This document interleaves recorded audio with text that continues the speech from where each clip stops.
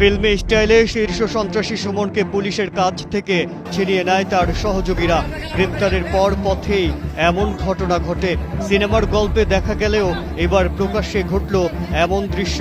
এই ঘটনায় আতঙ্ক ছড়িয়ে পড়েছে এলাকাবাসীর মাঝে। সুমনকে আটকের খবর পেয়ে তার চক্রের বেশ কয়েকজন সদস্য হাতকড়া পরা অবস্থায় তাকে ছিনিয়ে নেয়। 4 দফা পুলিশের উপর হামলা চালায় সন্ত্রাসী সুমন মিয়ার সহযোগীরা।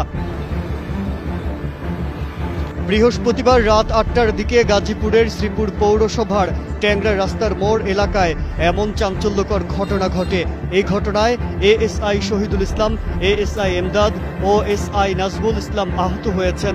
মোহাম্মদ সুমন মিয়া উপজেলার বড়মই ইউনিয়নের পাঠানটেক গ্রামের মুসলিম উদ্দিনের ছেলে। তার বিরুদ্ধে জেলার বিভিন্ন থানায় অস্ত্র আইনে একাধিক মামলা রয়েছে।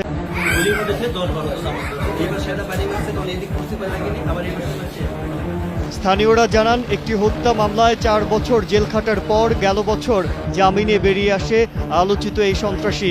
এরপর ফের অপরাধ কর্মকাণ্ডে জড়িয়ে পড়েন তিনি। তার বিরুদ্ধে একাধিক মামলায় গ্রেপ্তারি পরোয়ানা রয়েছে।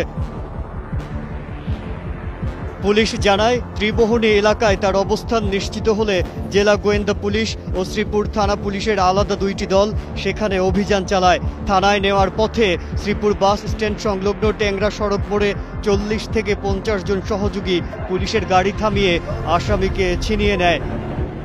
সেখানে পুলিশের সঙ্গে সন্ত্রাসীদের ধস্তাধস্তি হয়।